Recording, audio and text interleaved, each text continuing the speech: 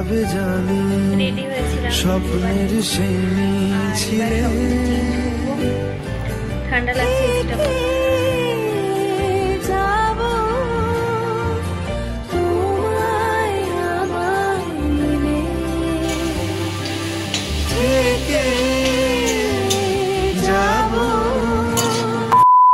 Hello বন্ধুরা, কেমন আছো তোমরা? আশা করছি তোমরা সবাই ভীষণ ভালো রয়েছো আর আমিও ভালো রয়েছি। আমি প্রিয়া, আমার নতুন একটা ভিডিওতে তোমাদের সবাইকে জানাই অনেকটাই স্বাগত।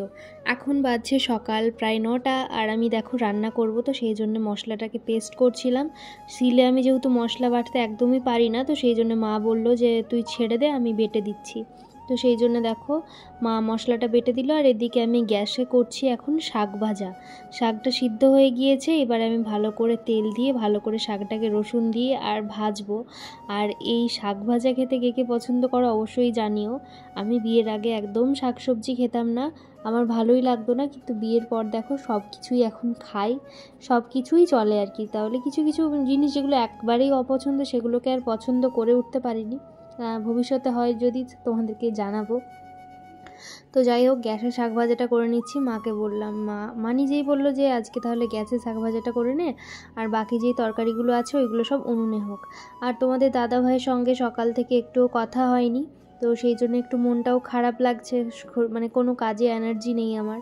ওর সঙ্গে যেদিন কথা হয় না সকাল থেকে সেই দিন আমার মানে একটুও ভালো লাগে না। আমি জানি না কিভাবে থাকবো। আর কয়টা দিন পরে তোমাদের দাদাভাই যেইখানে যাচ্ছে ডিউটি সূত্রে, সেইখানে তো নেটওয়ার্ক আছে কি নেই, বা সেখানে অনেকটাই মানে রিস্ক আছে। তো জানি না কি হবে, কথা হবে কি ঠিকঠাক, কি আদৌ কখনো ফোন করবে, আদৌ একটু দেখতে পারবো নাকি। তো এই সমস্ত কথাগুলোই ভাবছিলাম রান্না করতে করতে। আর আমার জীবনে আমার স্বামীকে আমি এতই ভালোবাসি, মানে আমি সত্যি কথা, তাকে আমি রীতিমতো মানে নিজে সব কিছু মনে করি, A to Z। একটু ছোট্ট কথা হলেও আমি তাকে জানাই। আর আমি মনে করি হাজব্যান্ড ওয়াইফের সম্পর্ক এমনই হওয়া দরকার। স্বামী স্ত্রীর সম্পর্ক যত বন্ধুত্বপূর্ণ হবে তত সেই সম্পর্ক মজবুত হবে। আর আমাদের সম্পর্ক ভীষণ মজবুত, বিশ্বাস করো। বিয়ের আগে কত লোক যে ভাঙতে চেয়েছিল কিন্তু পারেনি, আর আমরা দুইজনে ঠিক ছিলাম। তো যাই হোক, দেখো শাক ভাজা হয়ে গিয়েছে গ্যাসে, আর শাক ভাজা হতে হতে কিন্তু ভাত হয়ে গিয়েছে। মা গিয়েছে বাথরুম স্নান করতে। এবারে সমস্যাটা হয়েছে যে আমি না মানে ভাত নামাতে পারি না, এত বড় হাঁড়ি তো কখনো আমাদের বাড়িতে রান্না হয়নি। আর হলেও আমি রান্না বান্না কিছুই করতাম না, আমার ভাত তো কখনোই নামায়নি, আমার ঠাকুমা নামিয়ে দিত। তো দেখো এখন যেটা সমস্যা হচ্ছে, এই এত বড় হাঁড়ি আমাকে নামাতে হবে। রীতিমতো একদম লেগে গিয়েছি হাঁড়িটায়, আর পুড়ে যায় না, মানে আমার প্রচুর ভয় লাগে। এত বড় হাঁড়ি কখনোই নামাই না, মাই নামায়, কিন্তু কি করবে, এমন মুহূর্তে মা গিয়েছে বাথরুম।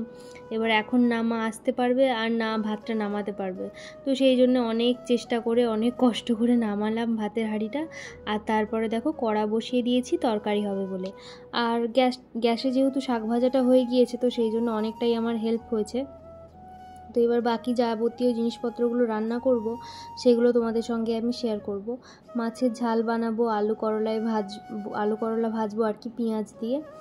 আর তার সঙ্গে আমের অম্বল আমি জীবনে কখনো বানাইনি, আজকেই মায়ের কাছে জিজ্ঞাসা করে বানিয়েছিলাম। আর আমি টক জিনিসটা একদমই খেতে পারি না, তো সেই জন্য আমার আগের দিনের চাটনি রয়েছে, ওইটা দিয়েই খেয়ে নেবো।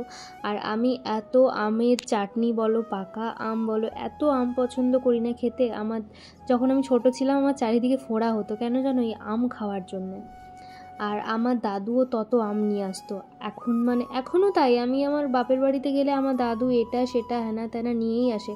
তো ওদেরকে তো ভিডিওতে শেয়ার করা হয় না সব কিছু, কিন্তু এইবার যখন যাবো তোমাদের সঙ্গে শেয়ার করব। তো দেখো শাক ভাজা তো গ্যাসে হয়ে গিয়েছে, ওই জন্য এখন আলু করলা ভাজাটা বসিয়ে দিচ্ছি।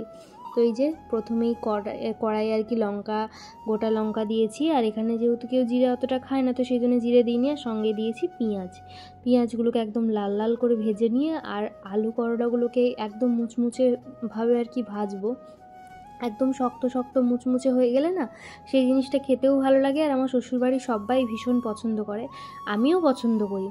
আমি করলা খেতাম, মানে আমি করলা শুধু ভাজা এখনও অবধি খাই না, কিন্তু এই আলু করলা ভাজা হলে আমি খাই। তো সেই জন্য আমার শ্বশুরবাড়িতে আলু করলাই ভাজা হয়, কারণ আমার মা বলে যে তুই খাবি না তাহলে আর কি করে আমরা খাবো। তো সেই জন্য আলু করলা ভাজাটাই হয় আর কি। তো যাই হোক, দেখো উনুন কত জ্বলছে, একদম অনেকটাই উনুনটা জ্বলছে, আঁচটা উঠছে উপরে, তাড়াতাড়ি করে ঢাকা দিয়ে দিই। আর এটা হতে তো বেশি সময় লাগে না, তো অল্প হলুদ গুঁড়ো আর নুন দিয়ে দিলাম। আর তোমাদের দাদাভাইয়ের কথা ভাবছি, আমি সারাক্ষণ তোমাদের দাদাভাইয়ের কথাই ভাবতে থাকি। আর আমার আর কি ভিডিও করা আমি আস্তে আস্তে তো রেগুলার হচ্ছি, মানে এখন তো প্রত্যেক দিনই রেগুলার তোমরা আমার ব্লগ দেখতে পাবে আর কি। তো রেগুলার ব্লগ দিই আমি, আর শর্টস ভিডিও তো দিই। তো যাই হোক, দেখো আলু করলা ভাজা কমপ্লিট হয়ে গিয়েছে। এবারে মাছের মাথা ভাজছি আর কি। এই মাছ ভাজা যে কি কষ্টকর, আমি এই মাছটাকে ছেড়ে দিয়ে আর দেখো পালিয়ে যাচ্ছি, কারণ চোখগুলো যা ফাটে না, পুরো একদম গায়ে এসে আর পড়ে যাবে, তো সেই জন্যে পুড়ে যাবো আর কি। সব থেকে বড় যেটা কথা, যে একদম ছিটকে আসলে না তেলটা যখন গায়ে লাগে প্রচুর জ্বালা করে। তো মাছের 2টা মাথা দিয়ে দিয়েছি, ভাজা হোক। আর এইবার দেখো মাছের ঝাল বানাবো আর কি। মাছের ঝাল আমার শ্বশুরবাড়িতে মানে মাছের ঝোল হয়ই না, খুব কমই হয়, কারণ আমার শ্বশুরমশাই খান না মাছের ঝালটা, সে খায় আর কি। আমার শ্বশুরমশাইয়ের অনেক খাওয়ার মানে ছেড়েই দিয়েছেন, তিনি আর খানই না ওই খাবার দাবারগুলো। আসলে বয়সের সঙ্গে সঙ্গে না আমার যেটা মনে হয় যে মানুষের সব রকম খাওয়াই চলে যায়। আর ল্যাজা আমার, কারণ আমার ল্যাজা খেতে খুব ভালো লাগে, আর তার সঙ্গে রাত্রের জন্য 1 পিস রাখা রয়েছে। তো চলো বেটুর জন্য তরকারিটা তুলে নিই, আমার ভাগনাবাবু আবার খাবে, তো সেই জন্য তার তরকারিটা তুলে আর যাই এবার ঘরে। আমার এইমাত্র রান্নাবান্না সব করে আসলাম, এবার স্নান করতে যাব। স্নান টান করে ফ্রেশ হয়ে তোমাদের সঙ্গে দেখা হচ্ছে। খুব মানে ঘামে প্রচুর অবস্থা খারাপ হয়ে গিয়েছে। তো চলো স্নান টান করে আসি, ফ্রেশ হয়ে ফ্রেশ মাইন্ডে ব্লগটা আবার শুরু করব। আর আমার ঘর এখনও ঝাড় দেওয়া হয়নি, গোছানো হয়নি। আমি আমার ঘরটা সব শেষেই আর কি ঝাড় দিই, মুছি, কারণ আমার রুমটা একটু পরিষ্কার করতে হয় আর কি। বিছানা গোছানো হয়নি, সকালবেলা উঠে বিছানা গোছানো হয় না, আমার কাজ বাজ থাকে বলে চলে যাই, তো ওই জন্য বিছানা গুছিয়ে ভালো করে ঝাড় দেবো। ভাত খেয়ে দিয়ে আর হচ্ছে চলে এসেছি ভিডিও পোস্ট করতে বাইরেটায়। যেহেতু এখানটায় 5G নেটওয়ার্ক, তো সেই জন্য 5G ধরলে কি বলো তো নেটটা অনেকটাই বেঁচে যায় আমার, তো সেই জন্য আসি এখানটাতে। আর দেখো বাইরের পরিবেশটা তোমাদের দেখাচ্ছি, এই দেখো মাঠ, এই সামনের জমিটা কিন্তু আমাদের। আর এইখানে এত সুন্দর হাওয়া দিচ্ছে না, মনে হচ্ছে বসেই থাকি। তো তিল গাছগুলো তোমাদেরকে দেখাচ্ছি, দেখো একটু মৃদু বাতাসে কি সুন্দর গাছের পাতাগুলো দুলছে। আর আরেকজনকে দেখাচ্ছি, দাঁড়াও, এই যে একটা ছোট্ট বাছুর ছানা, কত কিউট দেখো, এই 4-5 দিন আগে হয়েছে, আমাদের নয় কিন্তু আমাদেরই আর কি। ওই যে কি বলে, আমার শ্বশুরমশাইরা 4 ভাই না, তো ওনাদের মধ্যেই একজনের। এত কিউট, ওর মাথায় হাত দিচ্ছিলাম তো ও আবার চলে গেল ভয়, আসলে ছোট্ট তো এখন, তাই ভয় পায় বেশি। আর দেখো তারপরে কিন্তু আমি একদম রেডি হয়ে চলে এসেছি ভিডিও শ্যুট করার জন্যে। আমাকে কেমন লাগছে অবশ্যই কমেন্টে জানিও। একদম সমস্ত কিছুটাই নিজে করেছি, শাড়ি পরা থেকে শুরু করে সব কিছু। আর তোমাদের দাদাভাই থাকলে কিন্তু আমি রেডি হই, তারপরে বাকি সব কিছু রেখে দিই, কিন্তু এখন দেখো সেটা কিন্তু নেই। এখন আমি সমস্ত কিছুটাই একলাই করি আর সব কিছু গুছিয়ে রাখি, কারণ আমি এখন আর আমার তো করে দেওয়ার মতো কেউ নেই, আমি নোংরা করলে আমাকেই গোছাতে হবে। রেডি হয়েছিলাম, ভিডিও বানিয়েছি, আর এইবার সব কিছু চেঞ্জ করব। ঠান্ডা লাগছে, এসিটা বন্ধ করি।